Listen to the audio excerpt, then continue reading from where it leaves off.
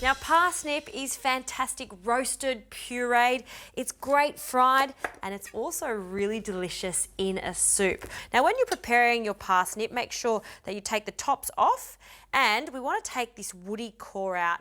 That's not very palatable, so I've been cutting around it.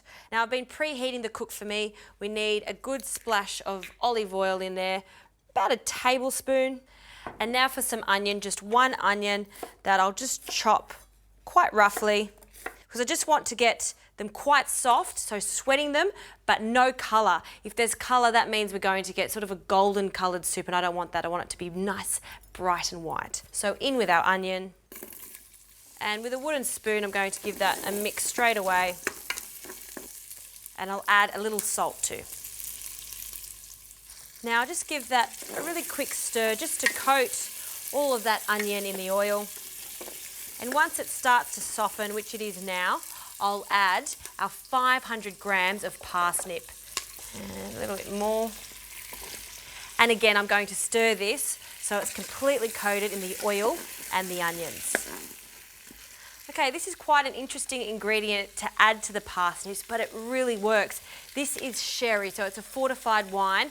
It has a really lovely sweetness, and it's going to accentuate the flavour of our parsnips. So a good splash of that in with the parsnips. Perfect. And now another pinch of salt, just a small amount. And now we can start adding in our liquid. I like to use chicken stock for this, 3 cups of chicken stock. If you want to keep it 100% vegetarian, by all means you could use vegetable stock. And then just to ensure that all of those parsnips are completely submerged, I'll add 3 cups of water too.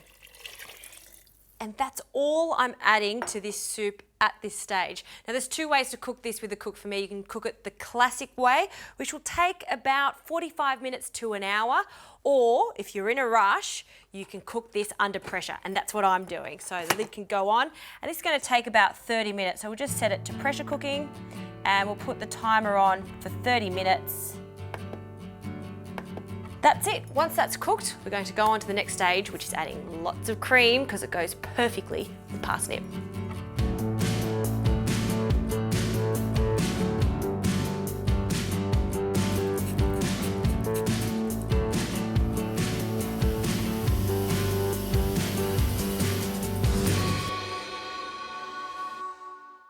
Now the parsnip soup is cooked. I've released the steam, so now we're ready to add the cream. Oh, the smell of chicken stock and parsnip, an absolute delight. Now we'll take that out of the Cook For Me, and now we can add the cream. I'm using some thickened cream for this, and I'm going to add it when it's still really hot. So give that a shake, and we'll open that up. And I'm going to be quite generous with it. I want 150 millilitres of thickened cream. And then just using a stick blender, we're going to blend it until it's really, really smooth and creamy.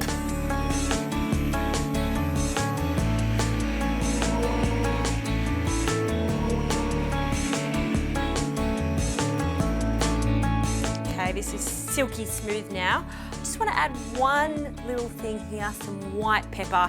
You can use just some cracked black pepper, but I like the white pepper just to keep in the theme of making that perfectly white for presentation reasons. Also, it is quite mild too in flavour. So just another quick mix. And we are ready to plate up. So in a nice big bowl, I'll add a few ladlefuls of soup, trying not to spill it everywhere. And another one. Perfect. Look at that.